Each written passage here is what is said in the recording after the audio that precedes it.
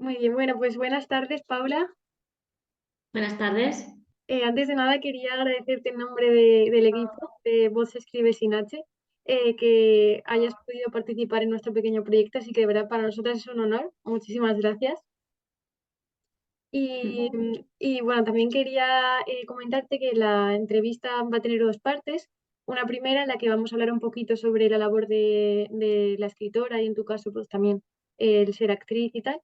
Y una segunda parte más centrada en tus dos obras que hemos leído, que es El abrazo de los gusanos y Una guerra invisible.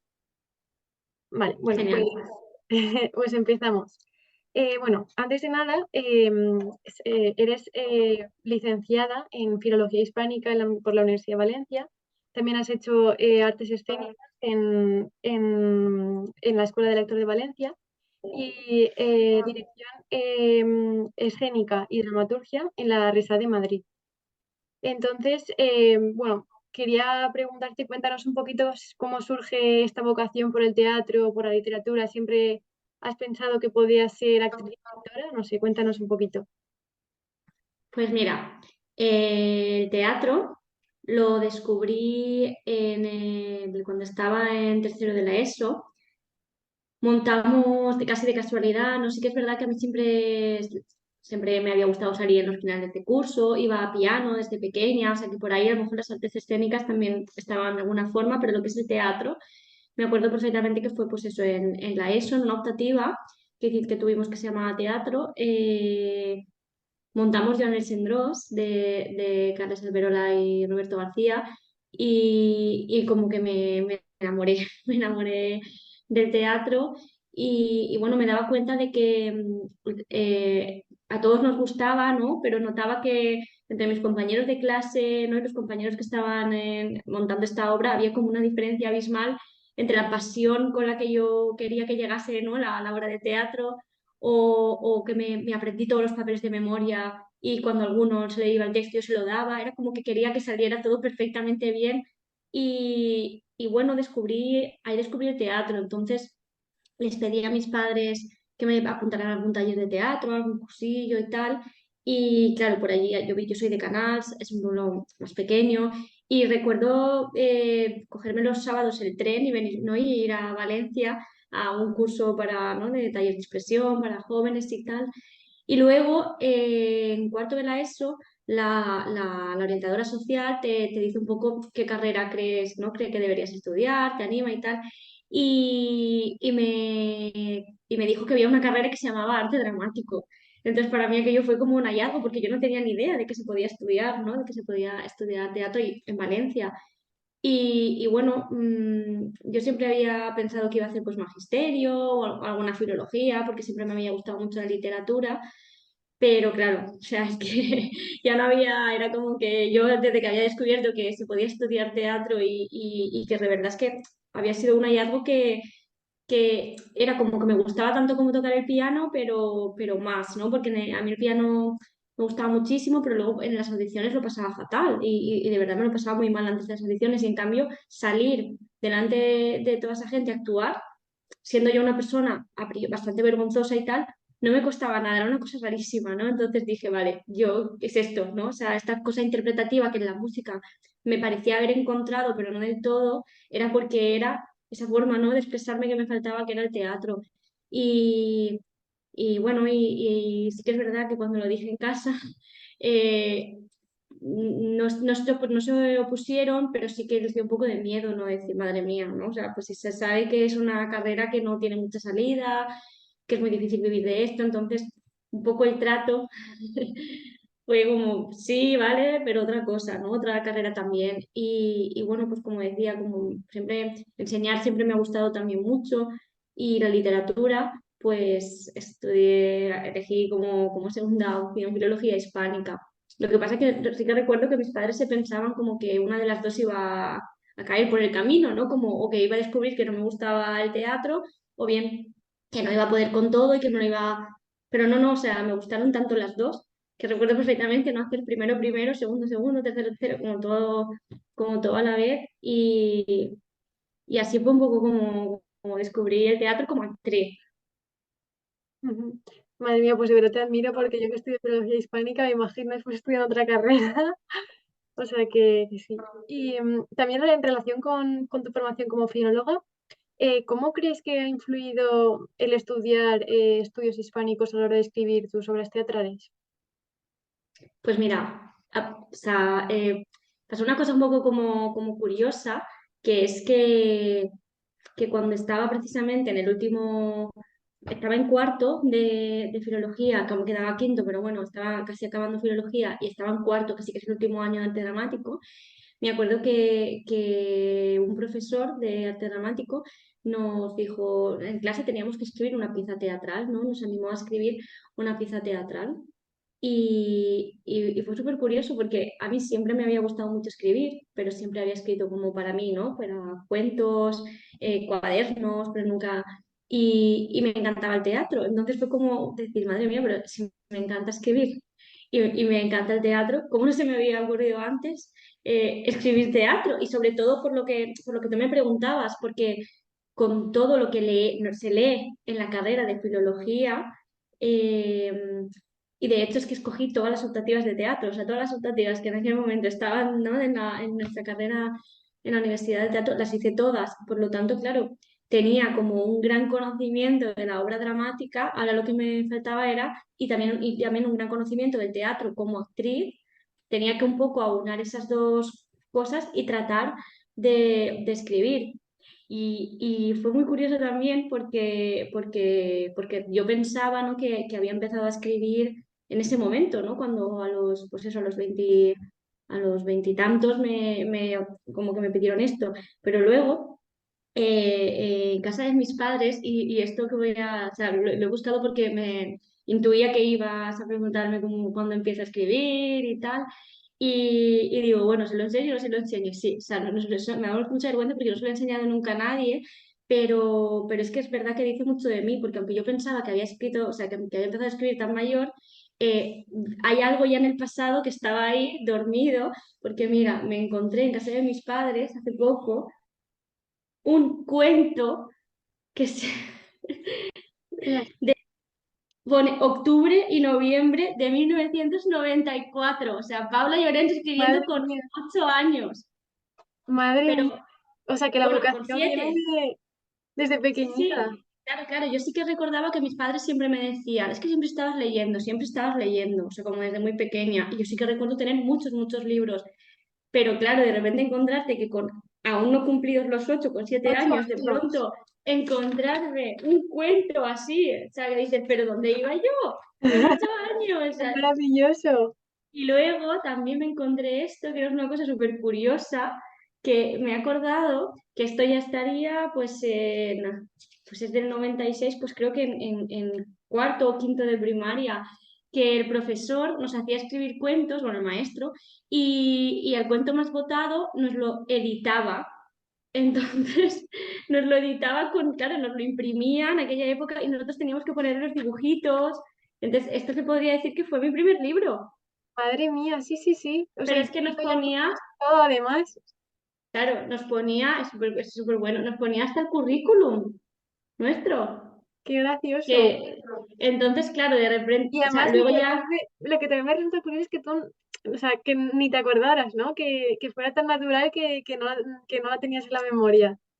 sí, pero por eso, ¿no? Porque yo siempre, como te digo, recordaba como haber leído mucho, pero desde muy pronto, tener un montón de libretas siempre llenas de, como te decía, ¿no? De cuentos, de cosas y tal, pero de pronto encontrarlos, o sea, como encontrarlos en casa de mis padres, ¿no? Directamente, pues, y yo esto lo digo porque creo sinceramente que esos profesores, o sea, que hacen esas cosas, es que te marcan, porque yo Mm. creo que acabé estudiando literatura, o sea, filología hispánica, por los grandes profesores de castellano que tuve, Igual, porque te sí. explico, ¿no? Como que me hicieron querer tanto ¿no? La literatura y tal, que es que acabé estudiando esto. Y en el caso de escribir lo mismo, fíjate que si desde tan pequeñita, ¿no? Ya te potencian así, evidentemente yo ya lo tenía, porque el otro cuento eso no es del cole, es que es de cosas que hacía yo por casa.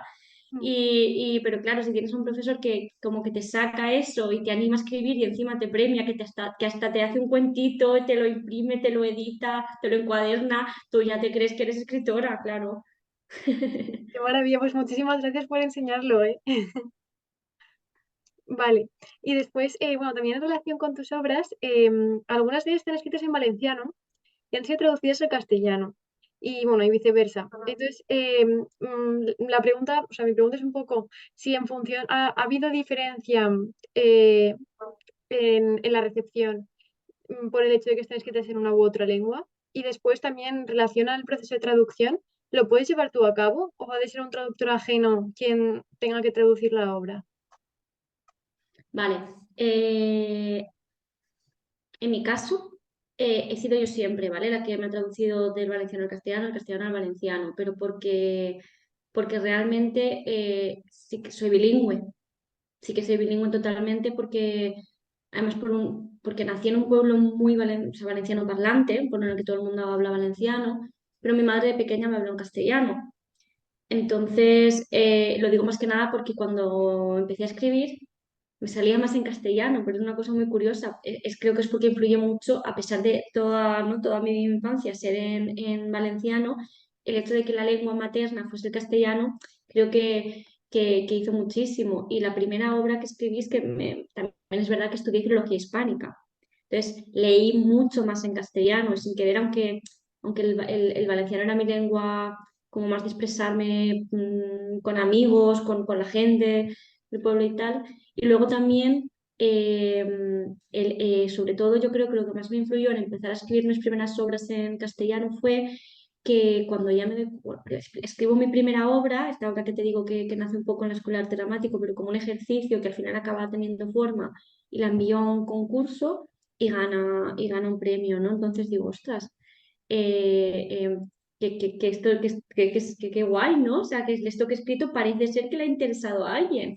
Y ya es cuando me animó a querer escribir teatro, pero me doy cuenta de que así como actriz tengo unas herramientas, porque he estudiado, sé por dónde tal, no las tengo como dramaturga. Y es cuando me marcho a Madrid y hago, como tú bien has dicho, los 4 años. En mi caso, la carrera se llama Dirección Escénica y Dramaturgia, pero yo hago especialidad dramaturgia, que es escritura dramática.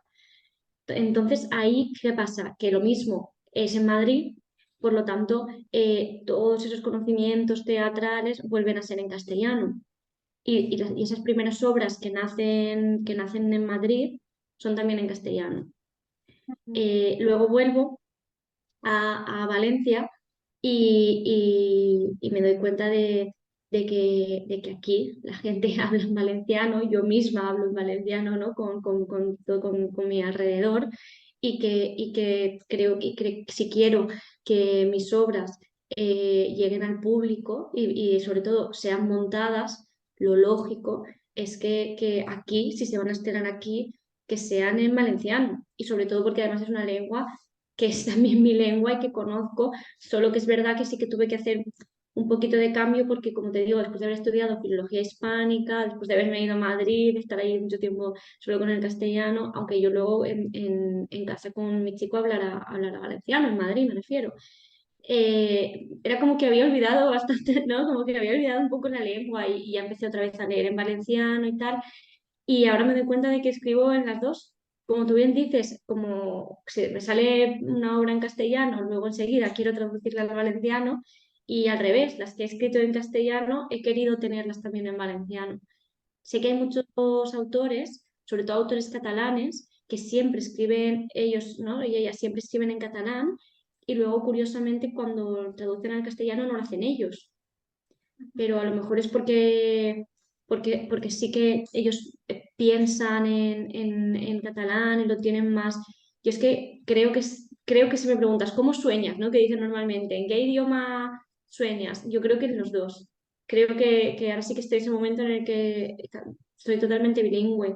Y sí que por lo de la recepción, sí que es cierto que si quieres luego montar el espectáculo, o sea, que si crees que el texto tiene una posibilidad de ser estrenado, que evidentemente es lo que tú quieres, ¿no? Y ansías, si vas a, si vas a moverlo por Valencia, por Comunidad Valenciana, yo creo que sí que tienes que tenerlo en valenciano, porque si no se te pueden cerrar muchas puertas, pero porque es normal, porque es un poco la lengua en la que se expresan de manera natural en muchísimos pueblos, por lo tanto les es mucho más cercano ver a unos personajes encima de un escenario hablando en su idioma o que hablando en castellano.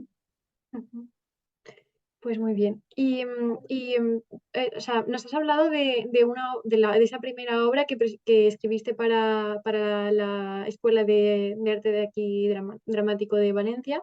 La presentas a un concurso y entonces, ¿esa fue tu primera publicación? A verás, era un concurso que precisamente o que ya no existe, que organizaban todas las escuelas de arte dramático de Valencia, ¿no? Como que se podían presentar alumnos que estuvieran estudiando en cualquiera de las escuelas de arte dramático de Valencia. Y el premio era, se editaba la obra, pero nunca se editó. O sea, la obra es cardiovascular, perteneciente relativo al corazón, que sí fue mi primera obra teatral.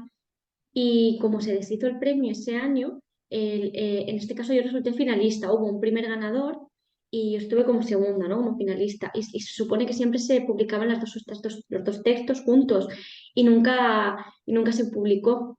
Entonces lo que pasó es que muchos años después, cuando yo ya me voy a Madrid, ya he escrito más, se han publicado algunas de mis obras, que ahora te contaré cuál fue la primera. eh, Coincidía que todas las últimas obras mías estaban publicadas, pero precisamente mis tres primeras obras de teatro nunca se habían publicado.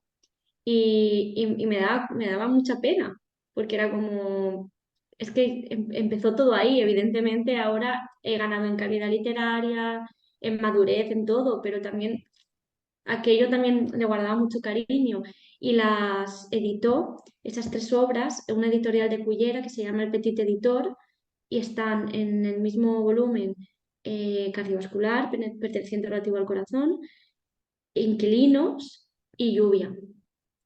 La cardiovascular es la que te comento que escribí aún estando en Valencia, un estudiante que sin haber estudiado, o sea, como que salió sola. Y luego las otras dos son un poco fruto de mis estudios de dramaturgia en Madrid, porque Inquilinos es una comedia que escribí en tercero, cuando estábamos trabajando en género comedia, y luego Lluvia fue mi proyecto de final de carrera, que teníamos que además montar, o sea, sí que era un trabajo como de dramaturgia, pero también de puesta en escena. Y estando allí en Madrid, una cosa muy chula que hacen en la carrera de dramaturgia es que te publican. La editorial Fundamentos hace compilaciones por promociones. Entonces, primero te publican una pieza breve en un libro en las que vienen esas piezas breves tuyas y de tus compañeros de clase, ¿no? De tu promoción, esto de tercero. Y luego en cuarto, cuando acabas cuarto, también te publican una pieza larga. Entonces tú ya sales de la carrera con dos obras publicadas y es genial, porque claro, te enfrentas por primera vez a lo que significa, ¿no? Que te pasan que te pasan las galeradas, que se llama, y tienes que hacer las correcciones, luego vas trabajando junto con el editor, pues esto sí, y es muy chulo porque luego cuando en el mundo real, ya fuera de la escuela, te tienes que enfrentar por primera vez con una editorial ya de una manera más profesional, ya conoces. Ujú. Y precisamente por eso te quería preguntar, ¿cómo es tu acercamiento al mundo editorial? ¿Has encontrado algún tipo de traba? Y también por el hecho de ser mujer y joven, ¿no? Entonces, ¿cómo ha sido ese acercamiento?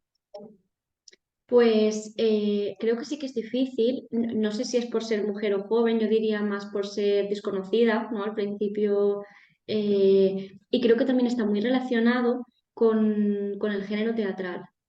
Y cuesta mucho, mucho, mucho a las editoriales publicar teatro y, y yo lo entiendo porque a priori la gente no lee teatro, no es un género pensado para ser leído o no hay mucha costumbre de leer teatro. Entonces las editoriales yo creo que le tienen pánico Mm. a veces a madre mía, ¿quién se va a comprar este libro? Pero al mismo tiempo es muy curioso porque se ha demostrado que es un género muy bueno para leer, por ejemplo, en institutos o en colegios por la brevedad.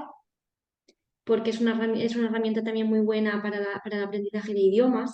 Se puede utilizar también mucho como profesores de lengua extranjera, ¿no? O sea, porque es mucho más accesible para los alumnos, pero luego también, así como por ejemplo la gente que nos dedicamos al teatro, leemos muchísimo teatro, porque tú no puedes ir al teatro constantemente, porque te tienes que desplazar, tienes que ir a la ciudad donde está esa obra. Entonces, yo todo lo que por ejemplo ahora se está representando en Madrid, que me da muchísima pena perdérmelo desde que volví a vivir aquí, porque bueno, todo no se puede tener, evidentemente, pues leo mucho teatro, leo todas esas obras de esos autores que ahora contemporáneos, que ahora están estrenando sus obras en Madrid, y para mí que el teatro se publique es una herramienta súper útil para precisamente a los que no hemos podido acceder a la representación, y además porque la representación es efímera, pero el papel pervive y es eterno. Entonces, parece ser que por ahí sí que se está animando un poquito más las editoriales, no entienden que está muy bien esto de publicar teatro, pero sí, yo sí que me encontré con que cuando quise publicar estas tres primeras obras que te decía, porque las otras habían ido publicándose, pero por diferentes motivos. El Tirant, la versión del Tirant, que hice para el Instituto Valencià de Cultura, porque al ser una obra ¿no? de la Generalitat, pues se publicó porque tiene una editorial, el Instituto Valencià de Cultura.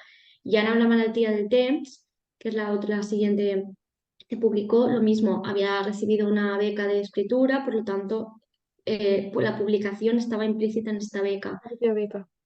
En El abrazo de los gusanos se publicó de manera digital y también era porque había recibido una beca del ministerio, por lo tanto se publicó. Pero cuando es por primera vez sí que soy yo la que digo, ostras, quiero, y bueno, perdón, hay una guerra invisible por ganar un premio. O sea, que todo había venido, no, no es que yo hubiera tenido que buscar una editorial, sino que había venido Dado. solo, exacto, dado. Y en cambio, esas tres obritas mías, como de juventud, que digo yo, ¿no? Me da mucha pena porque bueno, por ejemplo, Cardiovascular fue la primera obra que monté con mi compañía, que luego hablaremos de la compañía, pero muchísima gente evidentemente no la vio, o sea, era bueno, yo. Y luego Inquilinos no está montada, por lo tanto, si no se publica, nadie va a conocer que existe Inquilinos, aunque Inquilinos ganó un premio del Instituto Cervantes de Chicago, pero en este caso el premio no implicaba la La publicación, por lo publicación. tanto, texto como que tienes el premio, pero nadie lo conoce. Y con Lluvia fue ese proyecto de final de carrera que además pude representar en algunas salas de Madrid, pero lo mismo, es como si no. Y bueno, te lo digo porque sí que me costó un poco hacer esta cosa de decir, madre mía, ¿no? ¿A quién llamo? ¿A quién le propongo publicar esto? Y fue muy bonito cuando David, que es el chico que lleva esta editorial, el Petit Editor, que es una editorial pequeña, pero que hace un esfuerzo enorme precisamente por apoyar a los autores valencianos y además el teatro. Y me dijo que sí, que le encantaría publicar estas tres obras, pues fue muy bonito por eso, porque cuando estás empezando, si alguien no te da ese voto de confianza, es que claro, no se puede. Y con el Scoops, con la abrazada de Scoops, fue porque nos empezaban a llamar en algunos ayuntamientos para representar el espectáculo para institutos y funcionaban muy bien, funcionaban súper bien las funciones para jóvenes. Y luego se crea un coloquio y yo ahí me di cuenta de que sin saberlo había escrito una obra que era súper interesante por la temática y por un poco el debate que se crea, que llegara al público joven. Y fui yo misma la que, con toda la valentía del mundo y pensando que evidentemente no me iba nadie a contestar, le envié el texto a Bromera, porque yo, por ejemplo, he leído mucho teatro de Bromera como estudiante en el instituto. Y bueno, sí que es verdad que pasó un tiempo en el que yo pensé que evidentemente alguien había leído mi mail y había pensado quién es esta, qué hace y que habían pasado de mí, pero de pronto después de un tiempo recibí una contestación como que se habían interesado y fue muy bonito, pero que es verdad que no es que me haya pasado nunca que alguien me llame para decirme quiero publicar tu obra, eso no me ha pasado, no sé si algún día me pasará, pero no me importa porque creo que también es bonito esta cosa de tener que estar, ¿no? Tú también haciendo como malabares y ver, y bueno, evidentemente sí que fue muy, muy, muy chulo cuando vi de pronto la contestación de Bromera, como que estaban interesados porque no te lo esperas, ¿no? Y ahora que ya está publicado por Bromera y se lo están leyendo, ¿no?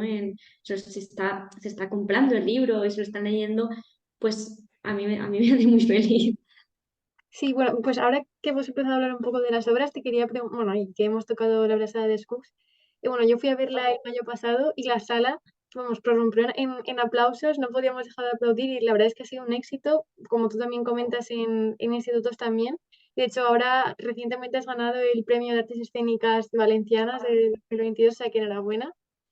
Muchas Y gracias. entonces, y bueno, mi pregunta es, cuando tú escribes La Brasa de Scrooge o, por ejemplo, Una Guerra Invisible, ¿tú eres consciente o te imaginas el éxito y la repercusión que finalmente han tenido? No. La verdad es que no. De hecho, esto no lo he comentado, pero realmente yo empiezo a escribir teatro por una parte porque me encanta, porque como te decía, tenía esta cosa de la escritura dentro y no la sacaba hasta que de pronto dije, ostras, si me gusta tanto escribir y me gusta el teatro, ¿por qué no escribir teatro? Pero luego también yo escribo para, para autodarme trabajo como actriz, como aquel que dice, o sea, más que autodarme trabajo, que suena un poquito raro y feo. eh, para escribirme personajes que me gustaría interpretar. Ujú, Y esto va un poco ligado a historias que me muevan, porque yo puedo estar trabajando como actriz, que he trabajado, ¿no? En muchas compañías y con algunas obras he conectado un poco más con la historia, ¿no? Con la historia esta, con el personaje, pero hay otras veces que lo haces porque a ti te encanta interpretar, pero no te toca directamente ese papel, o sea, ese algo que te mueva, que estés, que además de estar actuando, sientas que estás aportando algo al mundo, por así decirlo, ¿no? Y entonces, claro, sí que es verdad que mi escritura, al estar tan condicionada por el hecho de que yo soy actriz, sin querer, siempre que escribo, estoy pensando en que quizás algún día yo lo vaya a montar. ujú. Entonces, hay veces, pues eso, a lo mejor hay veces que piensas pocos personajes, que no haya muchos personajes porque evidentemente si no, no podré montarlo. Luego hay veces que no, luego hay veces que he escrito sin pensar, simplemente queriendo contar una historia, sin pensar si eso yo lo iba a ser capaz de montarlo y con mucho, o sea, más por la historia. Pero sí que es cierto que sí que está muy presente, más presente esto. Y yo con el abrazo de los gusanos, eh, sí que es cierto que como era una obra para solo dos, no una actriz y un actor, solo dos personajes, había una chica más joven, sí que pensaba, esto yo algún día tengo que montarlo, esto yo algún día tengo que montarlo. Y sí que un poco, pero porque me encanta, porque yo estaba escribiendo y me estaba imaginando haciendo de Clara, o sea, es que no podía evitarlo, pero porque claro, porque ese tema me estaba tocando tanto y es que sin querer al escribirlo ya estás interpretándolo, ya te lo estás imaginando. Esto me da un poco vergüenza admitirlo, pero yo cuando fui a ver La Brasada de Scrooge en Sala Ruzafa, vale, me ha salido un indicador. Bueno, cuando fui a verla, yo no sabía que tú eras actriz y dramaturga, o sea, que habías escrito tú El abrazo de los gusanos. Y después cuando te conocí en clase, fue como, ostras, es que es ella, la actriz, es la autora de El abrazo de los gusanos y como que ya me cuadró todo, o sea que sí que en cierto sentido, o sea, creo que el personaje de Clara lo bordaste y se adapta perfectamente a ti. Por eso tú que dices de que escribes pensando en personajes que te toquen y que te llamen. Sí, que luego es verdad que hay veces que escribes y lo montan otras personas, lo interpretan otras personas y es genial también. De hecho, yo decidí, a mí también me gusta mucho dirigir, pero precisamente intento que los textos que he escrito yo, si yo voy a estar como actriz, intento no ser yo quien los dirija, porque sí que necesito alguien que le dé una vuelta. O sea, estoy muy condicionada porque, como te decía, al escribirlo me lo estoy imaginando. Claro. Entonces, es poco rico, porque ya está ahí mi visión muy marcada. Entonces, me pasó con la adaptación que hice de Historia a una maestra, que lo mismo, durante la propia escritura, me enamoré del personaje de Gabriela López, de esta maestra de principios del siglo XX, y me enamoré escribiéndola tanto que dije, esto quiero hacerlo yo. Y ahí es cuando, ahora te comentaré, me monto mi propia compañía de teatro justo para algo que había empezado también como una especie de trabajo de clase en asignatura de adaptación de material, o sea, de material narrativo a material teatral. Fue un poco cuando yo empecé a trabajar historia de una maestra, pero luego ya fuera me di cuenta de que realmente ahí yo veía un espectáculo y además que es que quería, o sea, que quería interpretarlos, quería contarle al mundo la historia de Gabriela López, quería que todo el mundo que no conociese la novela de Josefina Aldecoa, que la conociese porque me parece una maravilla de novela y bueno, y llevarla al teatro e intentar no contar esta historia era como mi pequeña aportación para que conocieran esa novela. Y claro, me pasó eso, ¿no? Que yo decía, madre mía, yo la he escrito, yo voy a estar actuando, que venga, voy a llamar a una directora, director que confíe, en este caso fue una directora, Gemma Miralles, y o sea, fue muy acertado porque, claro, ella te da esa visión que tú no tienes. Y en el caso de El abrazo de los gusanos, con Sergio igual. Yo veía una Clara en mi cabeza y él vio a otra. Y probablemente el resultado sea la fusión de nuestras dos ideas. Él me dio otra vuelta al personaje de Clara que yo no veía. Y eso es muy, muy chulo porque se suman, ¿no? Como que se suman más cabezas pensantes. Se completa un poco, se termina de cerrar la obra, sí. Vale, y bueno, puesto que estábamos hablando ya del abrazo de los gusanos, no podía dejar de preguntarte, bueno, para quien no haya leído o visto la obra, tratas un tema esencial como es el suicidio, ¿no? Y resulta paradójico porque creo, corrígeme si me equivoco, que es una obra que escribes antes de la pandemia. Y justo pues a raíz de esta experiencia parece que el tema de la salud mental pues se está poniendo sobre la mesa y se le está otorgando la importancia que se merece, ¿no? Entonces, mi pregunta es, mm, cuando tú decides hablar del tema del suicidio, ¿por qué, no? Y después, ¿hubo alguna especie de obstáculo o de impedimento o algo externo a ti o al tema? No sé, un poco cuéntanos la experiencia de cómo surge la obra y cómo se desarrolla y cómo es recibida. Hmm. Pues realmente yo creo que al principio de todo, o sea, si intento acordarme, yo no quería, no iba a hablar del suicidio, iba a hablar de dos personajes que tenía yo, es un poco lo que yo me imaginaba en mi cabeza, ¿no? Yo quería hablar de una relación de amistad, no sabía aún ni que iban a estar en un hospital ni nada, como de dos personajes perdidos, que se sienten solos, que sienten que han fracasado. Quería hablar un poco porque partía un poco también de esta frase de Albert Camus, de no hay sol sin sombra y es necesario conocer la noche, ¿no?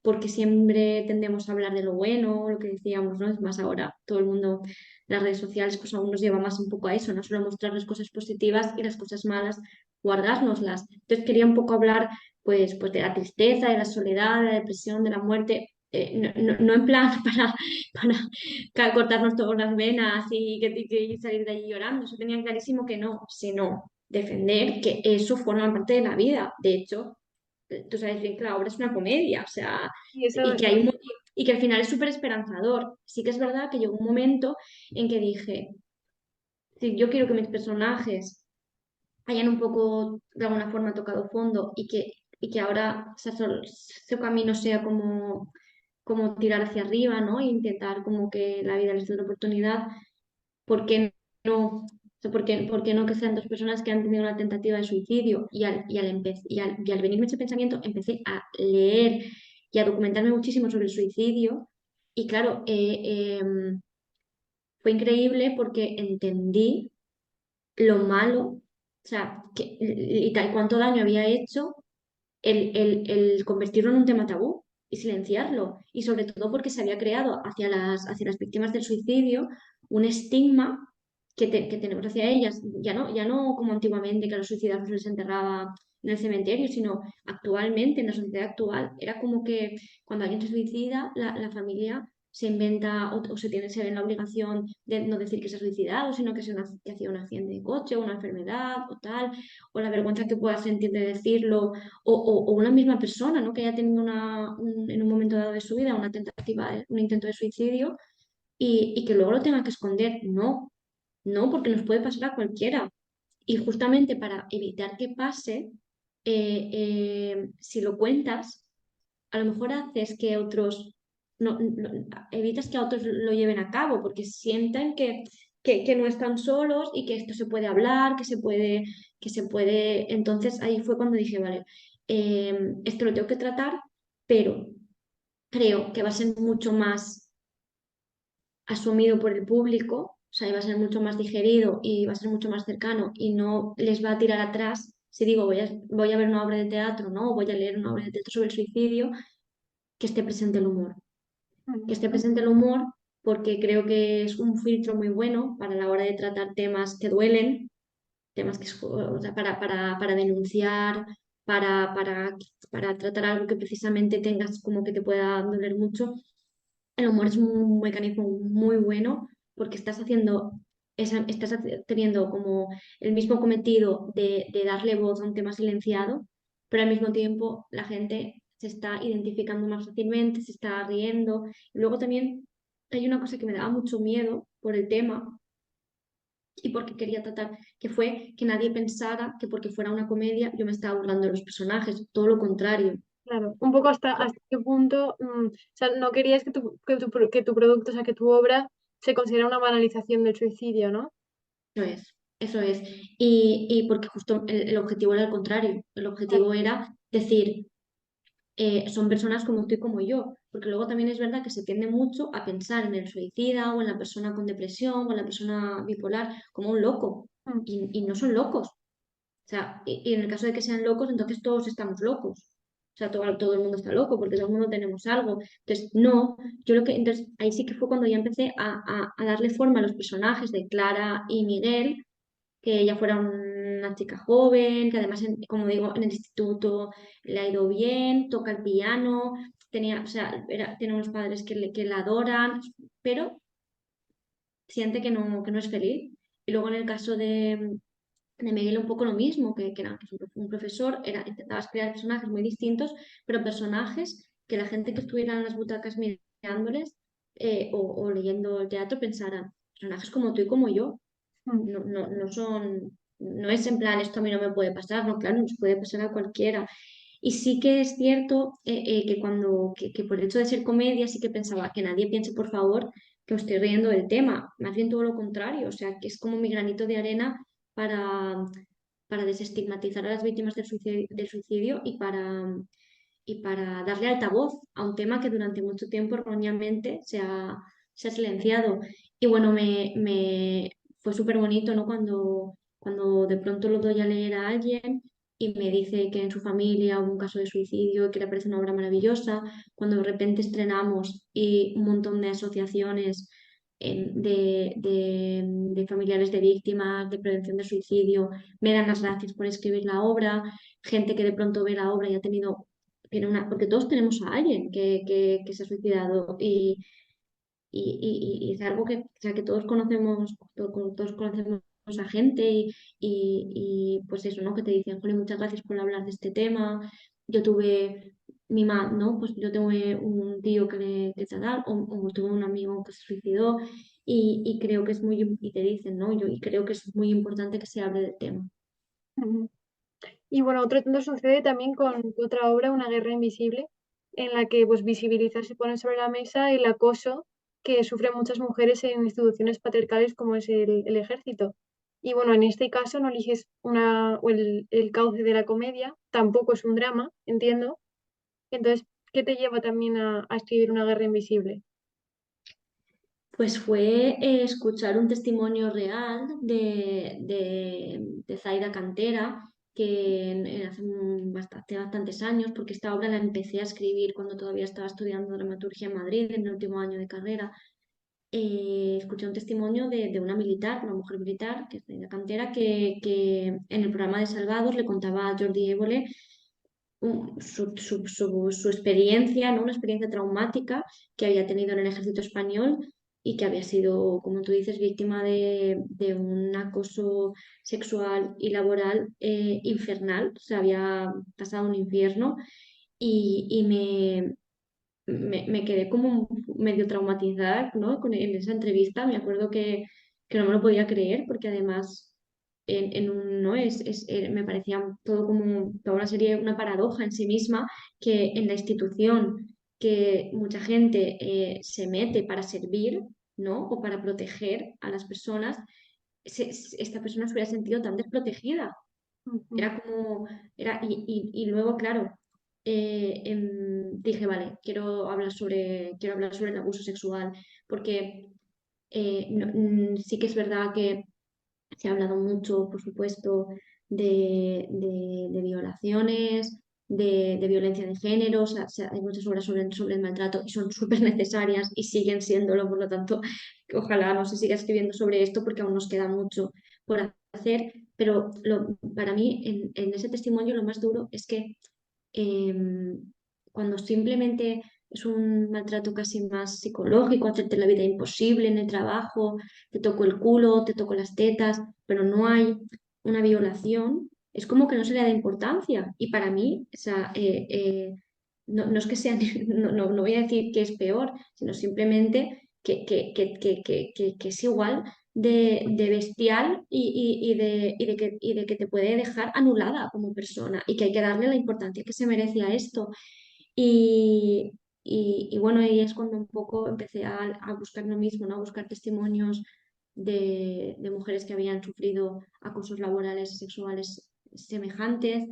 Dudé si escribir una obra que pasara en el ejército o no, y finalmente sí que decidí que fuera en el ejército porque la institución, al ser conservadora, jerárquica y patriarcal, me servía muchísimo para hablar un poco de que en esos ambientes en los que hay una jerarquía muy clara, hay un poder, parece que como que favorecen, ¿no? Ese tipo de abusos y una forma probablemente de acabar con ellos es no romper esas jerarquías, ¿no? O sea, tú puedes ser superior a mí en cuanto a decirme que tengo que entregar esto mañana, pero no puedes utilizar esa jerarquía para hacer de mí lo que tú quieras, ¿no? O para poder chantajearme o para poder tratarme como si fuera una pertenencia tuya.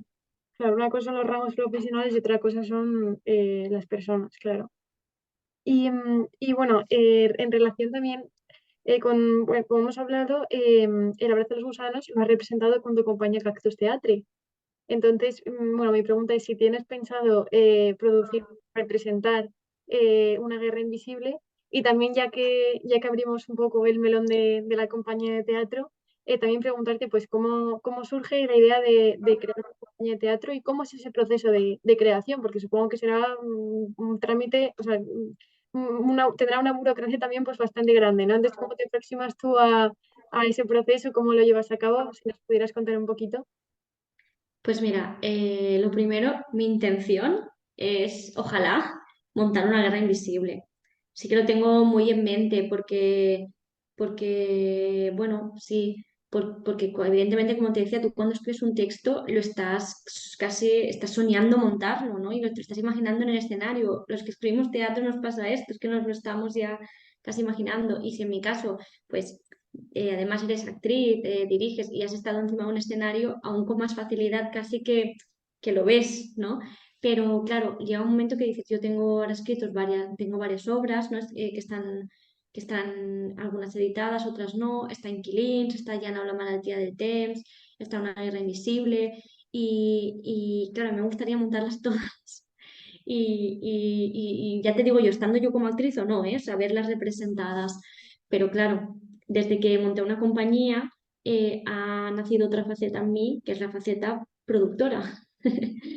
Y ahí he aprendido mucho a base de golpes. Y claro, y no es fácil, no es muy fácil, porque claro, mucha gente que estudia arte dramático, lo que hacemos es que cuando estamos en el último curso montamos asociaciones culturales porque quieres, pues eso, mover tu obra de final de curso o hacer algo con compañeros de carrera y te montas una asociación cultural que a priori no esperas tener mucho beneficio económico, pero vamos, pero necesitas también una entidad fiscal para poder facturar eso a los ayuntamientos, ¿no? Porque tú puedes tener una obra, pero como tú decías, es burocracia, necesitas tener algo. Entonces te montas una asociación cultural y tal. Pero ya cuando llega ese momento en el que yo digo, vale, yo quiero montar historia de una maestra, ¿no? Y además me gustaría montarlo bien. Me gustaría encargar, ¿no? a profesionales con más experiencia que yo que me hagan un vestuario, que me hagan una escenografía, que dirijan luces, es ya como ya mucha cosa, ¿no? Y bueno, investigué un poquito y claro, puedes montar una SL directamente, no una empresa, o te recomiendan que si en principio, si sois varios, ¿no? Si sois varios, un grupo de amigos, es más lógico que sea una SL o una cooperativa, pero en mi caso es que era yo, entonces me hice autónoma. A partir de ahí ya todo cambia, ¿no? Porque entra, te haces mayor de golpe, ¿no? Bienvenida al mundo de los adultos, porque tienes que pagar una cuota mensual y bueno, y es todo lo que implica, ¿no? Ser autónomo. Pero la verdad es que estoy contenta porque luego también, por ejemplo, me ha pasado una cosa que es que te encarguen texto. Entonces, todo esto que te estoy contando son como mis bebés, ¿no? Los textos que yo he escrito para mí, porque yo he querido contar esta historia, pero luego también te encargan textos compañías, te encargan adaptaciones y al ser autónoma es muy fácil porque les puedes facturar ese trabajo. O sea, es mucho, también me ha servido un poco esta cosa empresarial, por así decirlo, para poder escribir o para impartir clases, para impartir talleres de dramaturgia. Es genial porque ya estás como constituida como empresa, siendo autónoma, entonces impartes un taller y les puedes, ¿no? Y puedes, todo esto ya es una clase casi más de laboral, que pero bueno, que también está bien. Y yo luego también pensaba, todo esto porque no nos lo enseñan en el colegio y en el instituto, Sí, porque no te traen un día a una nómina, o sea, porque y te explican, ¿no? Cómo es una nómina y qué cosas tienen. Yo creo que sería muy igual, porque si no tienes que, como digo, aprender todo luego después a base totalmente. de golpes. Pero fue, a ver, yo tengo que decir que he tenido, o sea, no sé si decir, que me da miedo decir que he tenido suerte, pero sí que es verdad que yo monté historia a una maestra luego también está el tema de pedir subvenciones, conseguir presupuesto, residencias artísticas, y yo fui un poco como buscando, ¿no? Indagando qué podía hacer. Y la suerte que tuve con Historia de una maestra, que luego un poco se repitió con el Abrazo de los gusanos, es que yo lo hice esperando, o sea, necesitando contar esta historia. Lo ensayé, me reuní de todo este equipo técnico y artístico, estrené la obra en mi pueblo y claro, o sea, en enero nos vamos a Madrid, esto fue en 2018, pues en enero todavía nos vamos a Madrid con Historia de una maestra, ahora 3 semanas, y allí celebraremos la función 100. O sea, Madre algo que mía. tú a priori haces porque te apetece un montón contar esta historia, porque además en ese momento yo no tenía... Estas cosas nos pasan mucho a los actores, ¿eh? Que en el momento en el que no tienes trabajo como actriz, te metes en algo tuyo personal, que es lo que yo hice, ¿no? Me monté este proyecto personal y entonces me cogieron de un casting y me salió. Pero sí que es verdad que me he dado cuenta de que el tener mi propio proyecto teatral, mi propia compañía teatral, me ha quitado mucha ansiedad. Porque como actriz vivía con mucha ansiedad todo el tiempo de me cogerán o no me cogerán en este casting, me llamarán para este papel. Y a veces, es que es muy difícil que te cojan en un casting porque se presentan, hay castings más grandes que se pueden presentar 100 personas, otros más pequeños, los que sea, 20, 30. Lo más por probabilidades es que te toque no, por probabilidad, por estadística, pero tú con cada no lo pasas fatal, o sea, yo por lo menos lo paso muy mal, porque enseguida, en lugar de pensar que no das el perfil o que otra persona ha dado más el perfil o tal, empiezas a fustigarte, no lo hago bien, no sirvo para esto. Y no lo puedes evitar, aunque por mucho que te diga, no, no, pero si hiciste un casting maravilloso, lo que pasa es que no eres el personaje, o sea, no lo das. A mí tener mi propio proyecto y estar ya estar como haciendo mis funciones y teniendo tantos bolos, creo que me ha dado esa estabilidad y esa seguridad que en el mundo del teatro es muy complicado, bueno, porque tengo muchísimos amigos que solo de escribir no se vive y solo Es de lo que te actuar quería tampoco. Sí, eso era otra pregunta que tenía pensado hacerte y es si que consideras que estamos avanzando hacia un panorama teatral en el que los actores y las actrices pueden dedicarse profesionalmente a ello o siempre tiene que haber, por así decirlo, otra ocupación como de colchón por si no te llaman o no te cogen en un casting o así. Yo la realidad que conozco ahora mismo es que es imposible. Si solo haces una cosa, porque hasta los mejores actores que conozco, que son los que a priori suelen tener trabajo, tienen épocas de no trabajo, porque o sea, nuestra profesión se caracteriza por la intermitencia. Quiere decir que a lo mejor estás un mes y estás un mes en un teatro, en cartel, pero luego hay 3, 4 meses que ¿qué haces? Cobrar el paro. Pero entonces en otros países, que ahora que se está intentando ver si se trae, pero en Francia, en Bélgica tienen el Estatuto del Artista, que juega un poco a entender la realidad del actor o actriz, ¿no? Que es que de pronto a lo mejor un día trabajas 2 meses seguidos, pero de lunes a domingo sin parar, porque estás en un rodaje, unos ensayos, lo que sea, pero luego de pronto a lo mejor estás unos meses que no tienes y entonces el estatuto intenta un poco como ordenar esto y tenerte como es como una especie de paro, pero mejor, ¿no? Porque estar en el paro es duro, porque realmente tú querrías estar trabajando, ¿no? Claro. Pero yo, todo un poco como mi entorno, bueno, o acabas estando temporadas de camarero o de estando dependiente en una tienda, dando clases de teatro, pero bueno, yo un poco lo que cuando me fui a Madrid, eh, no tenía trabajo allí, además que no me conocía nadie. Y yo me acuerdo que estaba, o sea, estaba como muriéndome loca intentando dar clases de teatro, porque lo que me salía más eran clases de repaso y cosas así, que bien, está genial, pero o sea, a mí me gusta mucho el teatro y me gusta enseñar. Y al final conseguí dar alguna clase de teatro, que es una buena opción para los que nos dedicamos a esto.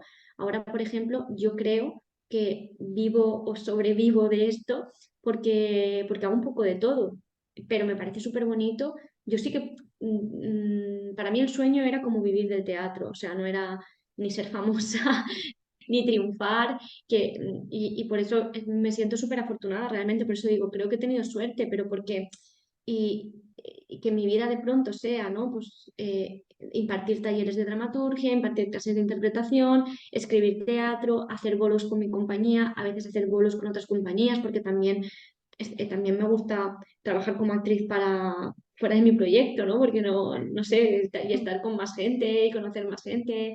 Entonces, un poco gracias a eso, pero gracias a que haces un poco de todo. Por eso yo sí que recomiendo, ¿no? A la gente que empieza a hacer teatro, que si por ejemplo le gusta también el vestuario, que no es mi caso, yo por ejemplo es que para las manualidades y todo esto soy fatal, pero que si tienes esa gracia, por ejemplo, para el vestuario o para la iluminación, que intentes como Compaginar. manejar sí, que intentes como manejar varias, o si te gusta actuar, pero que también te gusta dirigir, maravilloso, porque lo que te digo, coges un grupo de amigos y tenéis ganas de montar una obra y os autodirigís o diriges tú y también actúas. O sea, como que el hecho de que te falte trabajo, una solución muy buena es no esperar a que suene el teléfono, porque es que si no te van, es que es muy duro.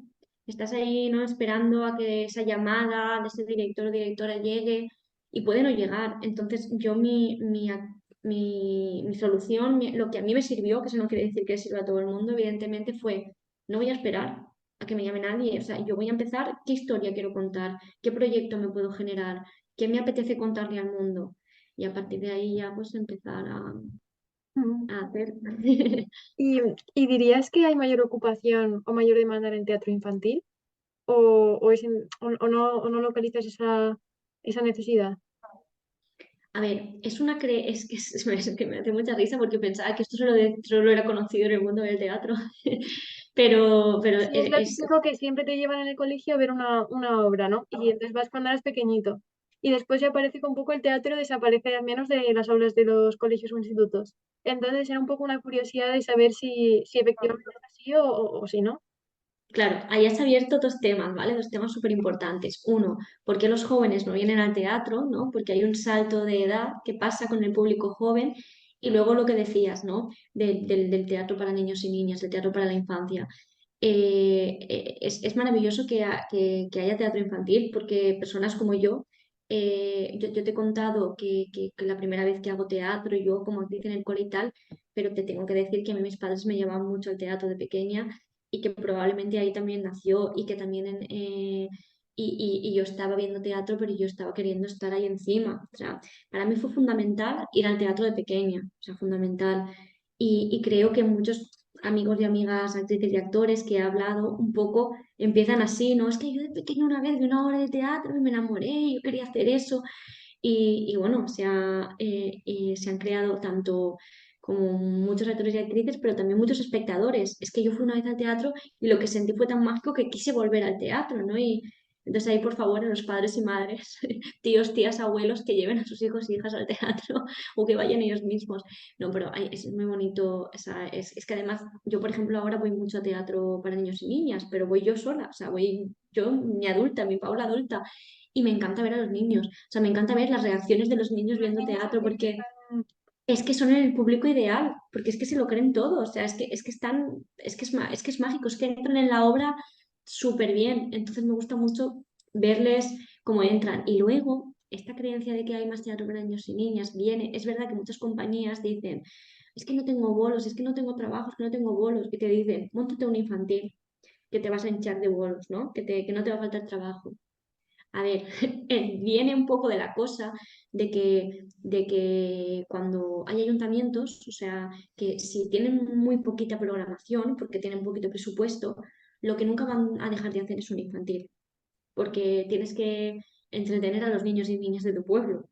Entonces, a lo mejor no hay mucha tradición teatral, pero mínimo 3 obras al año para que los padres lleven a sus hijos, las va a ver. Entonces, sí que es verdad que a lo mejor, ¿no? En los sitios donde no tienen mucha tradición teatral o cultura teatral, por lo menos sí que hay Mm, teatro para niños. Entonces parece ser que sí, pero bueno, no sé. Yo ya te digo, yo ahora recientemente he escrito una obrita para niños y niñas, además para ser presentada en colegios por un encargo de la Generalitat, de la Consellería de Educación. Y estoy también ahora empezando a escribir un texto porque quiero yo para niños y niñas, pero porque me apetecía también probar, ¿no? Cómo es pero tengo que decir que los dos espectáculos que he estrenado de adultos se han hecho mucho, entonces tampoco me voy a quejar. Y luego está el tema del teatro para jóvenes, que es lo que te digo yo, que a mí me pasó con el Skooks, con la abrazada de Skooks, la abrazo de los gusanos, sin querer, pero fue muy chulo porque es verdad y tienen toda la razón los chavales. Hay un teatro dirigido para la infancia, luego hay teatro para adultos. Evidentemente, si hay una franja de edad que si ya te vas a los 16, claro que el de 16 puede ver una obra para adultos y de hecho quiere, porque no quiere que le trates como a un niño, o sea, se siente mal, se siente insultado. Pero hay temáticas que ellos viven a esas edades, como pueda ser el no aceptarte físicamente, problemas con la alimentación, el bullying, los miedos, la vergüenza, el no saber qué hacer con las relaciones amorosas, mm. las relaciones sexuales. Hay como todas unas cosas que se experimentan por primera vez en esas edades y ahora están empezando a salir tanto dramaturgos como compañías que se están especializando en este teatro para Claro, adolescencia. un poco lo que Es- narrativa, sí, un poco lo que narrativa, sí que tenemos esa novela de literatura juvenil, un poco empezar a llenar Ujú. ese hueco, ese vacío en el ámbito teatral, ¿no? Correcto, eso es. Lo que pasa que es verdad que cuando empezó a hacerse se consideraba como un teatro menor, que también pasa esto con el teatro para niños y niñas, como un teatro que luego cuando lo representas lo puedes hacer sin nada, sin escenografía ni vestuario total, vas al instituto y lo haces y yo esto estoy totalmente en contra. O sea, tanto si vas a hacer una obra de teatro para niños y niñas, como si vas a hacer una obra más pensada para adolescentes, la calidad teatral tiene que ser la misma que para un adulto. tiene que haber, o sea, esa es mi opinión, ¿eh? O sea, porque si no es cuando Sí, se para que sentirán también, insultados. claro, y también para que los espectadores, sean jóvenes, sean niños, puedan entrar en la obra y en lo que les estás contando. Claro, claro, y porque vean una obra de teatro de verdad, en la Mm, que hay un espacio sonoro, hay un espacio audiovisual, hay unas luces, hay un vestuario, hay una historia y quieren calidad. Es que no son.